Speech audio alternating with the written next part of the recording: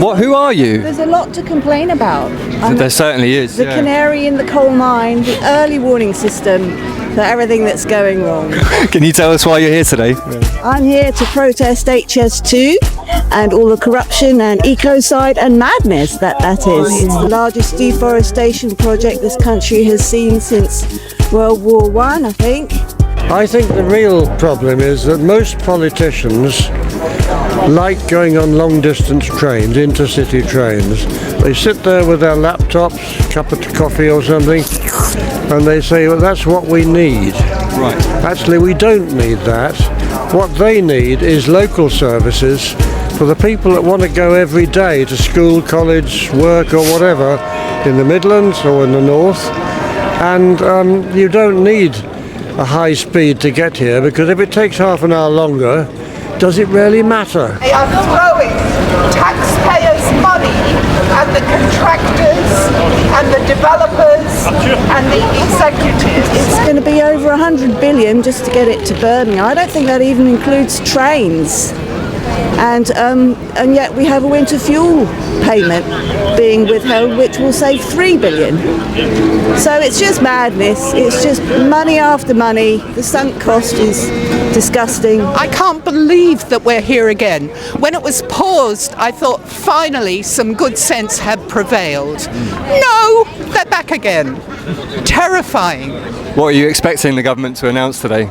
Well, in the budget, apparently they're going to continue with infrastructure projects. Now, I'm really happy that Stonehenge isn't going ahead, but I am profoundly distressed that apparently High Speed 2 is going to be brought into Euston.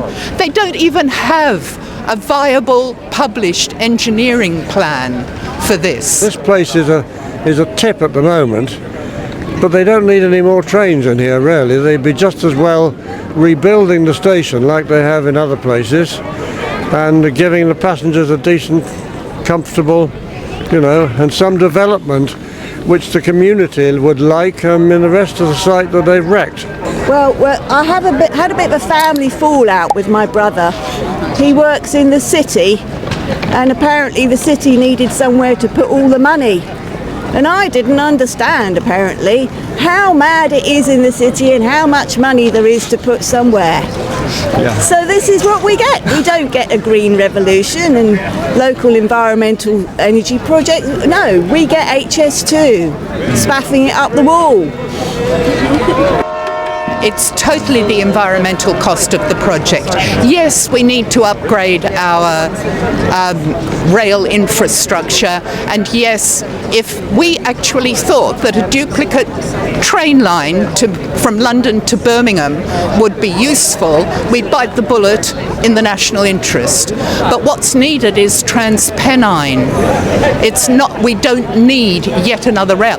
And it can't even go at high speed because it's going to keep stopping. And in tunnels it can't go quickly either. I don't know how stupid we're meant to be to think that high speed works in a tiny island when they haven't planned it properly. They're too mealy-mouthed and just feeble, frankly, to cancel it. Yeah.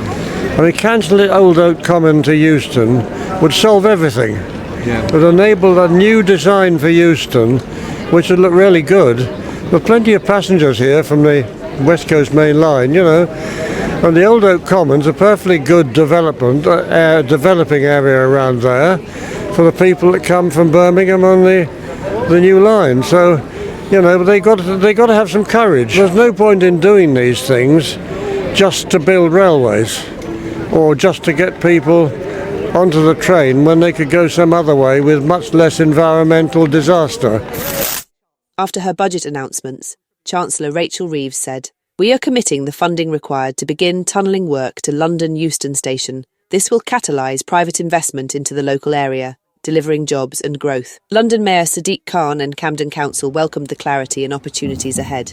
And what's happened from here, Euston, northwards, is a disaster.